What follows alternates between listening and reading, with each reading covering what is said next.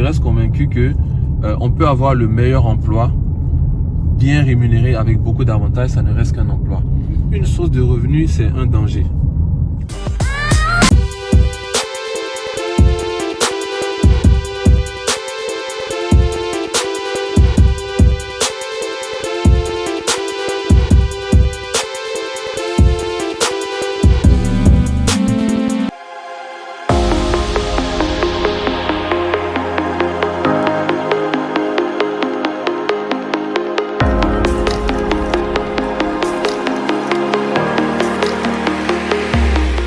Moi, je suis M. Nyepa Joël Anani, jeune entrepreneur, précédemment de la diaspora, plus précisément en France, puis en Angleterre.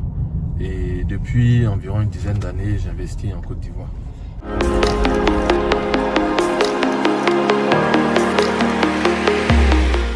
Alors, j'ai commencé d'abord par entreprendre dans l'agriculture.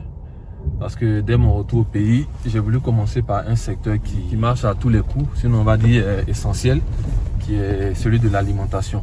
Je me suis lancé dans l'agriculture en terre et puis en hors-sol, parce que je me suis rendu compte qu'il fallait créer des systèmes de production proches des populations.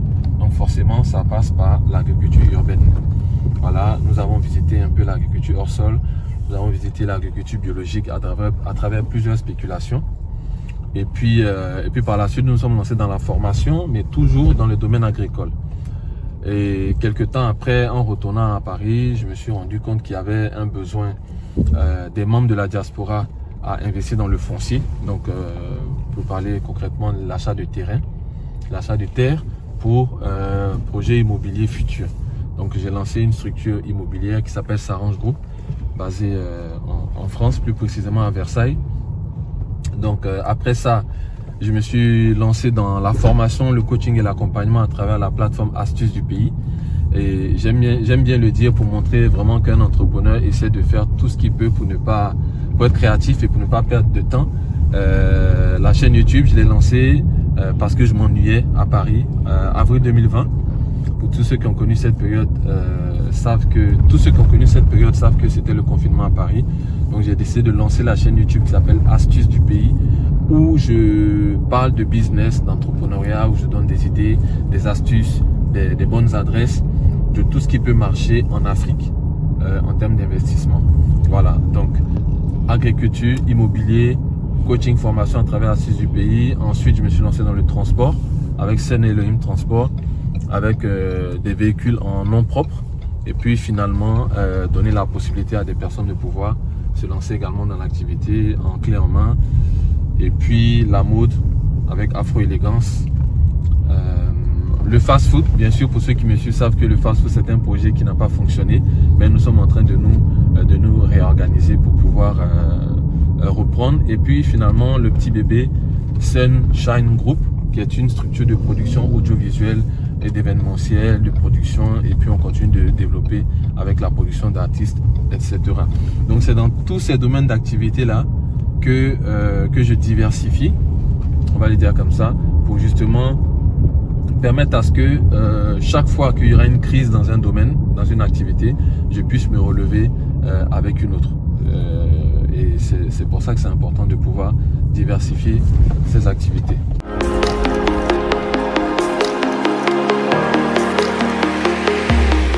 Alors, mon état d'esprit à chaque début de journée, c'est de me dire que tout peut arriver. Tout peut arriver. Il y a 3 semaines, j'arrive au bureau et mon assistant manager m'appelle pour me dire que mon agence de transfert d'argent venait d'être cambriolée. Ça, autant vous dire que c'est un coup de massue que vous recevez, parce que là, vous vous rendez compte que vous venez de faire une grosse perte en matériel, en argent, en temps, en énergie. Voilà. Donc, mon état d'esprit, c'est que dès l'instant où mes yeux sont ouverts, dès l'instant où je suis sur pied, je dois m'attendre à recevoir toutes sortes de nouvelles, autant personnelles que professionnelles. Voilà. Et puis, j'essaie de me mettre à l'esprit que tout est possible, tout peut arriver. Je peux passer d'une grosse perte à un gros gain inattendu. Donc, c'est vraiment un état d'esprit d'être prédisposé à tout encaisser, être prédisposé à tout affronter, être prédisposé à tout faire. Voilà.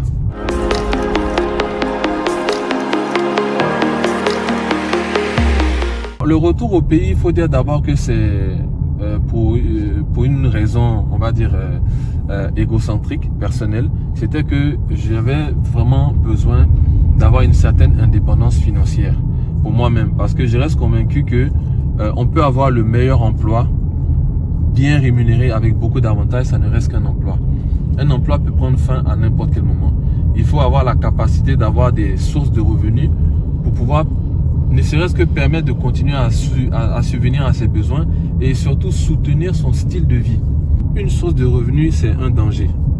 Voilà. Donc c'est pour ça que je suis revenu. J'avais besoin d'indépendance financière pour moi-même et pour pouvoir mettre les miens à l'abri. Alors j'aurais pu le faire en Europe. Pourquoi l'avoir fait ici? Parce que déjà c'est mon pays d'origine. J'ai toujours rêvé de revenir dans mon pays d'origine et parce que, comme j'ai l'habitude de le dire, c'est en Afrique que coule le lait et le miel. Et raison supplémentaire, tout est à faire en Afrique. Donc à quoi ça sert de rester dans un continent qui est déjà autosuffisant, où tout existe, où chaque idée de business a été déjà exploitée, alors que on a l'Afrique et principalement la Côte d'Ivoire qui sort d'à peu près 10 ans de guerre. Il faut le dire, il faut avoir le courage de le dire. Et donc, tout est à refaire. Moi, quand je me lève le matin, je sens au moins 10 opportunités par jour.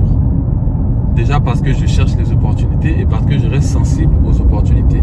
Donc, en d'autres mots, je suis rentré parce que je voulais de l'indépendance financière, parce que je savais que c'était ici que ça allait être possible et parce que je voulais un tant soit peu participer, je sais que ça fait un peu cliché, au développement de mon pays à travers les activités économiques que je mène. Et je voulais aussi, pour finir, que mes enfants grandissent avec des valeurs africaines. Le respect, le partage, le courage, l'abnégation, toutes ces valeurs-là qui font partie de notre culture et qu'ils sachent qui ils sont par essence.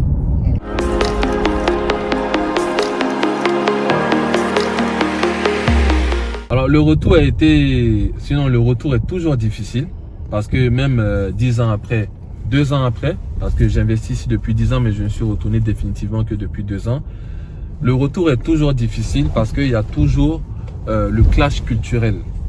Le clash culturel qui est vraiment important et qui se fait ressentir vraiment partout, professionnellement, socialement parlant, mais vraiment partout. Ça veut dire que à un moment donné, lorsque tu rentres au pays, lorsque je rentre au pays, il faut que j'arrive à un certain stade où je puisse carrément effacer tout ce que j'ai connu, tout ce que j'ai fait, tout ce que je connais pour réapprendre encore, ce qui n'est pas évident.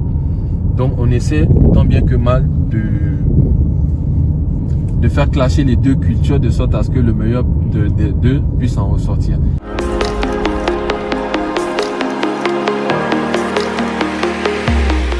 Le conseil que je peux donner à des membres de la diaspora qui aspirent au repatripreneuriat, c'est-à-dire retourner au pays pour investir, c'est de bien s'organiser, d'être sûr qu'une fois rentré au pays, ils puissent y demeurer.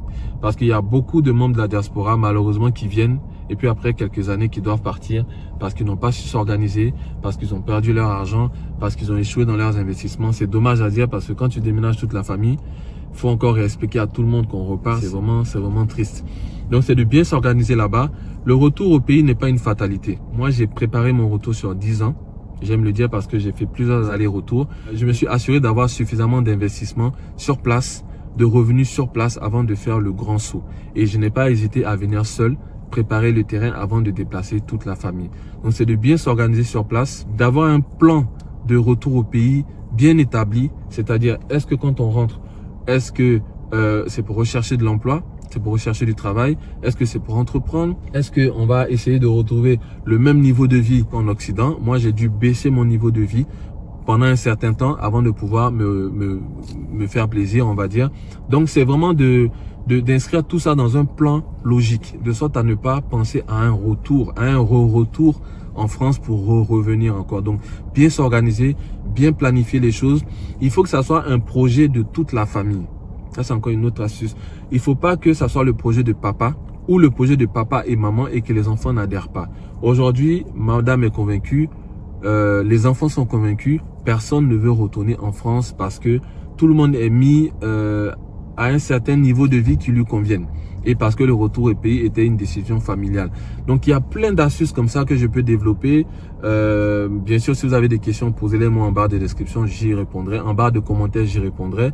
Mais c'est de bien planifier son retour, s'assurer que c'est un projet de vie, un projet de famille. Et puis, en venant ici, s'approcher de personnes, même depuis là-bas, s'approcher de personnes comme moi ou d'autres personnes qui sont déjà retournées au pays, prendre le maximum de conseils. Et une fois de retour, s'approcher de ces personnes-là également pour pouvoir prendre les bonnes décisions et s'organiser au mieux pour ne pas penser à repartir en Occident.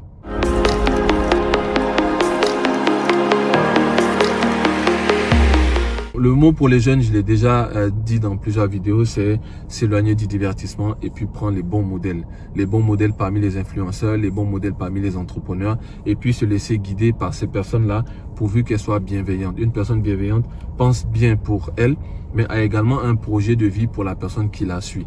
Voilà, donc choisir les bons mentors et puis vous laisser guider. Et puis vous éloigner fondamentalement du divertissement pour vous mettre au travail. Voilà, c'était Nyepa Joel Anani pour le groupe GGA Entreprise avec toutes les structures que ça comporte. À bientôt.